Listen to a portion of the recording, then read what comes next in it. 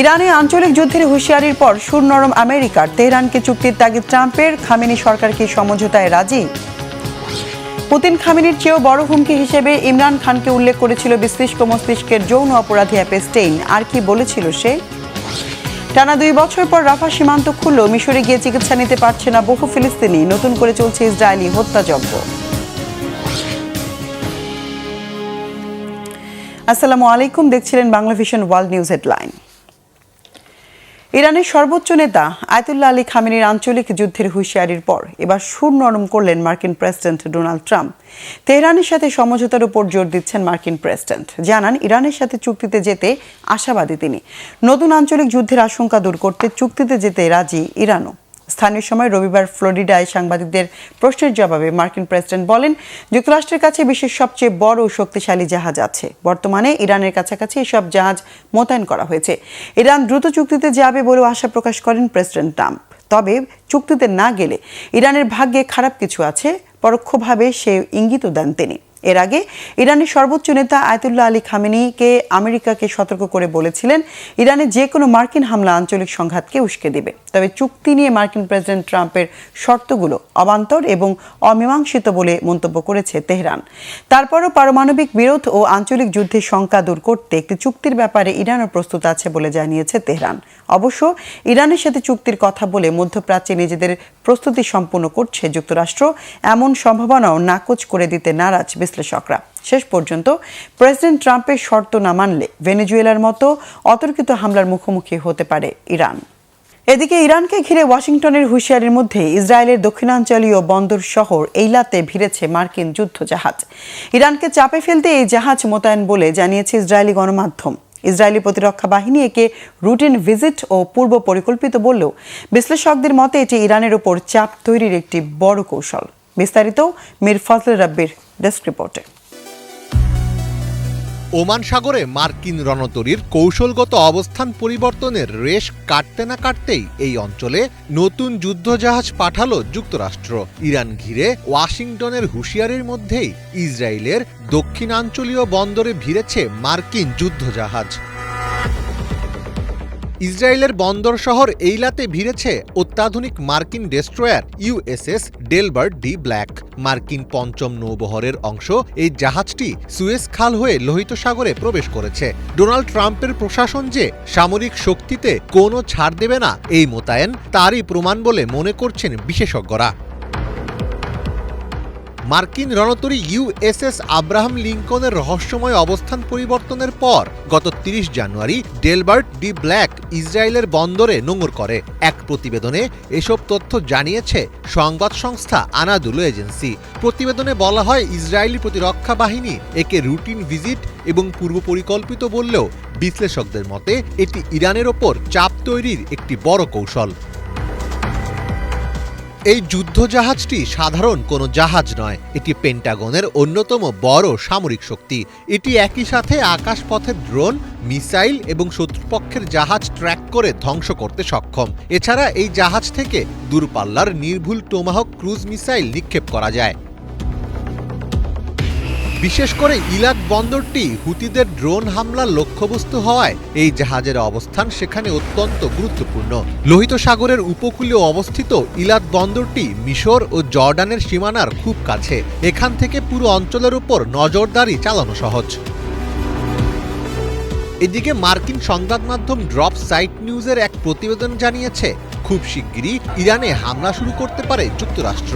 একাধিক সূত্র জানিয়েছে, মার্কিন প্রেসিডেন্ট ডোনাল্ড ট্রাম্প চলতি সপ্তাহেই ইরানে হামলার অনুমোদন দিতে পারেন। মার্কিন যুদ্ধ পরিকল্পনাকারীরা ইরানের পারমাণবিক স্থাপনা, ব্যালিস্টিক এবং অন্যান্য সামরিক স্থাপনাগুলোকে লক্ষ্য করে আক্রমণের পরিকল্পনা করছে। তবে এর লক্ষ্য হল ইরানের সরকার, বিশেষ করে ইসলামিক রেভলিউশনারি গার্ড কর্পস বা IRGC এর নেতৃত্ব এবং সক্ষমতা ধ্বংস করে দেওয়া। একই আশঙ্কা প্রকাশ করেছেন সার্বিয়ার প্রেসিডেন্ট আলেকজান্ডার ভুচিচ।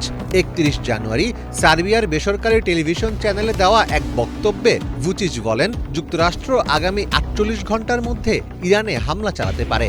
তার মতে বর্তমান বৈশ্বিক পরিস্থিতি অত্যন্ত কঠিন। ইরানে হামলার সঙ্গে আরও কিছু বড় ঘটনা ঘটার আশঙ্কাও রয়েছে। যুক্তরাষ্ট্রের হামলার ব্যাপক জল্পনা কল্পনার মধ্যেই তেহরানে যুদ্ধের ব্যাপক প্রস্তুতি নেওয়া হয়েছে। যে কোনো জরুরি পরিস্থিতিতে বেসামরিক নাগরিকদের সুরক্ষা দিতে শহর জুড়ে মেট্রো স্টেশন, পার্কিং এলাকা ও ভূগর্ভস্থ স্থাপনাকে আশ্রয় কেন্দ্র হিসেবে প্রস্তুত করা হয়েছে বলে জানিয়েছে দেশটির সংকট ব্যবস্থাপনা কর্তৃপক্ষ। মীর ফজলে রাব্বি, বাংলা ভিশন। ইরানের সরকার বিরোধী বিক্ষোভে জড়িত থাকার দায়ে মৃত্যুদণ্ড পাওয়া ২৬ বছর বয়সী যুবক এরফান সুলতানি অবশেষে জামিনে মুক্তি পেয়েছেন। তার আইনজীবীরা জানিয়েছেন প্রায় $১২,৬০০ বিনিময়ে তাকে মুক্তি দেওয়া হয়। আন্তর্জাতিক মানবাধিকার সংগঠনগুলোর তীব্র সমালোচনা ও বৈশ্বিক চাপের মুখে ইরান কর্তৃপক্ষ প্রথমে মৃত্যুদণ্ড বাতিল করে কারাদণ্ড দেয়, পরে জামিনে মুক্তি দেয় ইরফানকে। বিস্তারিত মোর্শেদ আলমের ডেস্ক রিপোর্টে। সরকার বিরোধী বিক্ষোভে জড়িত থাকার অভিযোগে গ্রেপ্তার হয়ে মাত্র দুদিনের বিচারে মৃত্যুদণ্ড পাওয়া ২৬ বছর বয়সী যুবক এরফান সুলতানি অবশেষে জামিনে মুক্তি পেয়েছেন। ৭ জানুয়ারি তাকে কারাগার থেকে ছাড়া হয় বলে নিশ্চিত করেছে তার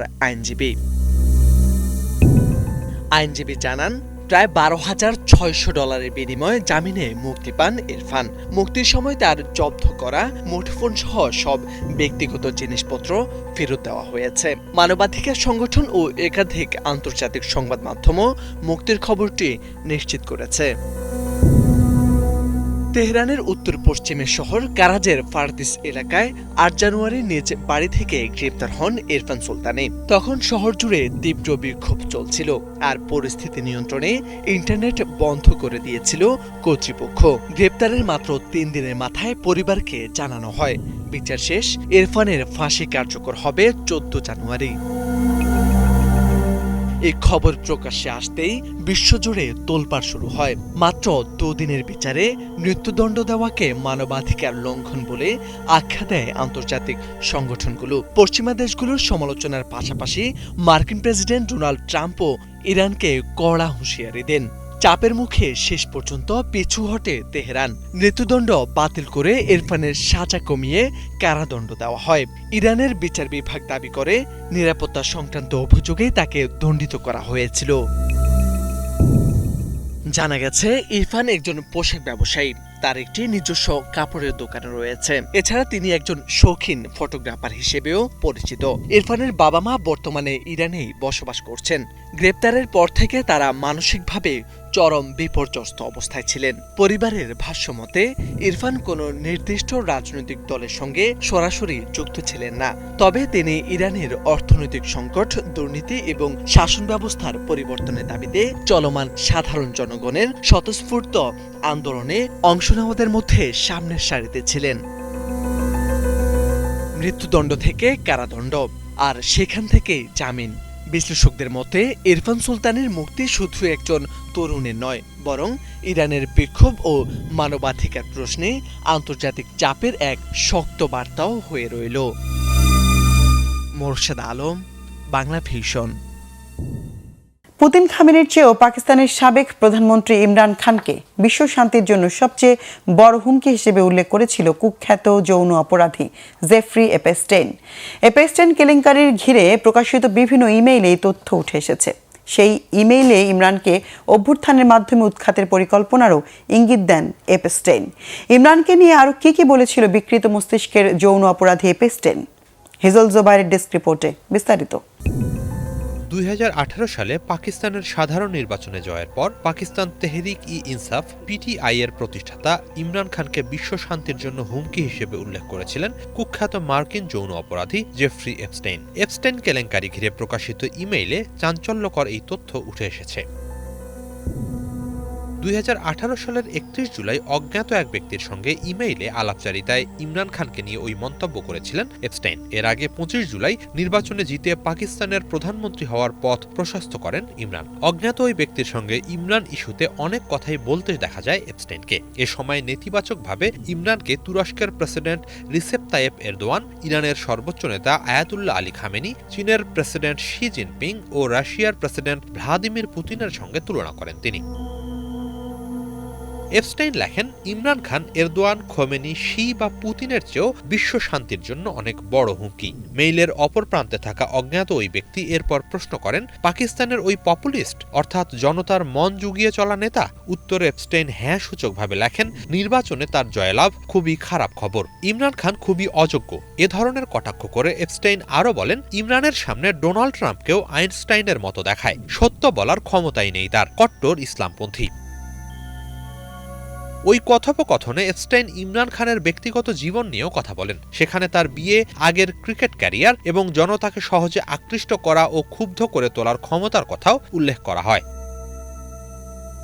পাকিস্তান ও ইমরান খান ইস্যুতে এপস্টাইন আরও লেখেন, অনেক পারমাণবিক অস্ত্র আছে, এরদোয়ান বা খামেনির কাছে নেই। ইমরান খান আমার দুই বন্ধুকে বিয়ে করেছিলেন, একজন জিমি গোল্ডস্মিথের কন্যা, যিনি খুব ধনী। জিমি গোল্ডস্মিথের কন্যাকে ধর্ম বদলাতে বাধ্য করেছিল নির্বোধ ইমরান। এপস্টাইনের একটি ইমেইলে ইঙ্গিত পাওয়া যায়, নির্বাচনে জয়ের পর অর্থাৎ 2018 সাল থেকেই ইমরান খান ও তার দলকে সরিয়ে দিতে নানা পরিকল্পনা করা হচ্ছিল। এমনকি অভ্যুত্থানের মাধ্যমে তাকে সরানোর চিন্তাও করা হয়। পরবর্তী সময়ে 2022 সালে পার্লামেন্টে অনাস্থা ভোটের মাধ্যমে ক্ষমতাচ্যুত হন ইমরান। 2023 সালের আগস্ট থেকে কারাবন্দী তিনি। সেখানে অত্যন্ত মানবেতরভাবে রাখা হয়েছে তাকে। ডেথ সেলে রেখে তার উপর নির্যাতন নিপীড়নের গুরুতর অভিযোগ তুলছে পরিবার। সম্প্রতি সাবেক প্রধানমন্ত্রী ইমরান খানের দৃষ্টিশক্তি নিয়ে চরম উদ্বেগ প্রকাশ করেছে তার দল ও পরিবার। দলের পক্ষ থেকে দাবি করা হয়েছে, ইমরান খান এমন এক চোখের সমস্যায় ভুগছেন, সময় মতো সঠিক চিকিৎসা না পেলে তিনি চিরতরে ডান চোখের দৃষ্টি হারিয়ে ফেলতে পারেন। দল ও পরিবারের মতে এসবই ইমরানের বিরুদ্ধে দীর্ঘ ষড়যন্ত্রের অংশ, যার শুরু হয়েছিল তার প্রধানমন্ত্রী হওয়ার পর থেকেই। ইমরান ইস্যুতে এপস্টাইনের ইমেল নতুন করে সেসব ষড়যন্ত্রের অভিযোগকে প্রাসঙ্গিক করে তুলছে। 2019 সালে অপ্রাপ্তবয়স্কদের যৌন কাজে সম্পৃক্ত করার অভিযোগে গ্রেপ্তার হন কুখ্যাত যৌন অপরাধী ধনকুবের জেফ্রি এপস্টাইন। যদিও নিজেকে নির্দোষ দাবি করেছিলেন তিনি। পরে মামলা চলাকালে ওই বছরেরই 10 আগস্ট কারাগারে আত্মহত্যা করেন এপস্টাইন। পরে দোষী সাব্যস্ত হন কুখ্যাত এই যৌন নিপীড়ক। সাবেক মার্কিন প্রেসিডেন্ট বিল ক্লিন্টন, ব্রিটেনের প্রিন্স অ্যান্ড্রু, সৌদি যুবরাজ মোহাম্মদ বিন সালমান সহ গোটা দুনিয়ার প্রভাবশালী রাজনীতিক, নেতা, ব্যবসায়ীদের সঙ্গে তার বন্ধুত্ব ছিল। সম্প্রতি প্রকাশিত নথিতে নতুন করে Trump, Narendra Modi, Bill Gates, Elon Musk সহ বিশ্বের অনেক প্রভাবশালী ব্যক্তির সাথে তার সংশ্লিষ্টতার তথ্য জানা যাচ্ছে। হিজল জোবায়ের, বাংলা ভিশন। এদিকে যৌন অপরাধী ও ধর্নাঢ্য ব্যবসায়ী জেফ্রি এপস্টাইনের বিতর্ক নথিতে ভারতের প্রধানমন্ত্রী নরেন্দ্র মোদীর নাম আসাকে ঘিরে তোলপাড় চলছে দেশটিতে। তবে একে ভিত্তিহীন বলে নাকচ করে দিয়েছে ভারত সরকার। এছাড়া নথি প্রকাশের পর বিব্রতকর পরিস্থিতিতে পদত্যাগ করেছেন ব্রিটিশ লেবার পার্টির নেতা লর্ড ম্যান্ডেলসন। শহীদ আরাফাতের ডেস্ক রিপোর্ট। যৌন অপরাধী ও ধনাঢ্য ব্যবসায়ী জেফ্রি এপস্টাইনের 30 লাখ পৃষ্ঠার নথি প্রকাশ, আর তাতে একে একে উঠে এলো ভারতের প্রধানমন্ত্রী নরেন্দ্র মোদী, যুক্তরাজ্যের সাবেক মন্ত্রী ও লেবার পার্টি নেতা লর্ড ম্যান্ডেলসন, প্রিন্স অ্যান্ড্রুর মতো নাম। এমনকি মার্কিন প্রেসিডেন্ট ডোনাল্ড ট্রাম্পের নাম নথিতে থাকায় বিতর্ক নতুন করে দানা বেঁধেছে। শুক্রবার যুক্তরাষ্ট্রের বিচার বিভাগে প্রকাশিত সর্বশেষ নথিতে যুক্তরাজ্যের সাবেক মন্ত্রী লর্ড পিটার ম্যান্ডেলসনের নাম দ্বিতীয়বারের মতো উঠে আসে। নথিগুলোতে দাবি করা হয় 2003 এবং 2004 সালে এপস্টাইন 3 দফায় $25,000 করে মোট $75,000 লর্ড ম্যান্ডেলসনকে পাঠিয়েছিলেন। এসব তথ্য মিথ্যা বলে দাবি করলেও রবিবার নিজেকে লেবার পার্টি থেকে পদত্যাগের ঘোষণা দেন লর্ড। নথিতে নাম আসার জন্য দুঃখ ও অনুতপ্ত হন তিনি। এর আগে জেফ্রি এপস্টাইনের সঙ্গে অতীত সম্পর্কের অভিযোগে যুক্তরাষ্ট্রে ব্রিটিশ রাষ্ট্রদূতের পদ থেকেও সরিয়ে দেওয়া হয় তাকে। জেফ্রি এপস্টাইনের বিতর্কিত নথিতে নাম আছে ব্রিটিশ রাজা তৃতীয় চার্লসের ভাই অ্যান্ড্রু মাউন্টব্যাটেনের। জেফ্রি এপস্টাইন গৃহবন্দী দশা থেকে মুক্তি পাওয়ার পরপরই তাকে বাকিংহাম প্যালেসে আমন্ত্রণ জানিয়েছিলেন অ্যান্ড্রু। এছাড়া প্রিন্স অ্যান্ড্রুর সাথে সময় কাটানোর জন্য এক নারীকে যুক্তরাজ্যে পাঠিয়েছিলেন জেফ্রি এপস্টাইন। যদিও এসব অভিযোগের পক্ষে বিপক্ষে বিতর্ক রয়েছে। প্রয়াত মার্কিন ধনকুবের জেফ্রি এপস্টাইনের নতুন নথিতে ভারতের প্রধানমন্ত্রী নরেন্দ্র মোদীর নাম পাওয়া গেছে। এতে বলা হয়েছে, নরেন্দ্র মোদী মার্কিন প্রেসিডেন্ট ডোনাল্ড ট্রাম্পের পরামর্শ মেনে 2017 সালে ইসরায়েল সফর করেছিলেন এবং ট্রাম্পের স্বার্থে ইসরায়েলে নেচে গিয়ে বিনোদন দিয়েছেন। এই নথি প্রকাশ্যে আসার পর ভারতীয় কংগ্রেস প্রধানমন্ত্রী মোদীর স্বচ্ছতা নিয়ে প্রশ্ন তুলেছে। সরকারের কাছে আনুষ্ঠানিক ব্যাখ্যারও দাবি করেছে। ভারতের পররাষ্ট্র মন্ত্রণালয় এই দাবি প্রত্যাখ্যান করে বলেছে 2017 সালের ইসরায়েল সফরটি ছিল সম্পূর্ণ দাপ্তরিক। Shahid Arafat, Bangla vision, news desk. টানা 2 বছর পর গাজাবাসী চিকিৎসার জন্য মিশর লাগোয়া রাফাহ সীমান্ত খুললেও টালবাহানা অব্যাহত রেখেছে ইসরায়েল। সেফ জোনে হামলা চালিয়ে 2 শিশুসহ অন্তত 3 জনকে হত্যা করেছে ইসরায়েলি বাহিনী। গত বছরের 10 অক্টোবর গাজা যুদ্ধবিরতির প্রথম ধাপ শুরুর সময় রাফাহ সীমান্ত খোলার কথা থাকলেও দীর্ঘ টালবাহানার পর সোমবার সীমান্ত পথটি খোলা হয়েছে। 2024 সালের মে থেকে এই সীমান্ত বন্ধ ছিল। শর্ত অনুযায়ী প্রতিদিন 6 ঘন্টা খোলা রেখে সর্বোচ্চ 150 জনকে মিশরে যেতে দেওয়ার কথা থাকলেও শুরুর দিনই প্রতিশ্রুতি ভঙ্গের অভিযোগ উঠেছে ইসরায়েলের বিরুদ্ধে। শতাধিক অ্যাম্বুলেন্স অপেক্ষায় থাকলেও প্রতিদিন শুধু 50 জনকে সীমান্ত পার হওয়ার অনুমোদন দিয়েছে ইসরায়েলি বাহিনী। তবে মাত্র 5 জন গাজা ছাড়ার সুযোগ পেয়েছে বলে জানিয়েছে গাজার আল শিফা হাসপাতালের পরিচালক ডাক্তার মোহাম্মদ আবু সালমিয়া। সীমান্তের অপর প্রান্ত মিশরে প্রস্তুত আছে 3 শতাধিক হাসপাতাল, শতাধিক অ্যাম্বুলেন্স ছাড়াও ডাক্তার, নার্স সহ অন্তত 12,000 চিকিৎসা কর্মী। মিশরে চিকিৎসার জন্য এগিয়ে যাওয়া ফিলিস্তিনিদের থেকে প্রতিদিন অন্তত 50 জনকে গাজায় ফেরার অনুমতিও দিয়েছে ইসরায়েল। সবার নজর যখন রাফা সীমান্তে, তখন দক্ষিণ গাজার খান ইউনিস, আল মাওয়াসি ও জাবালিয়ার পূর্বাঞ্চলে 3 জনকে হত্যা করেছে ইসরায়েলি সেনারা। নিরাপদ ঘোষিত সমুদ্র তীরবর্তী আল মাওয়াসি এলাকায় ইসরায়েলি গানবোট থেকে গুলি করে হত্যা করা হয় 3 বছরের শিশুকে। আগের দিনও হত্যা করা হয়েছে অন্তত 32 জনকে।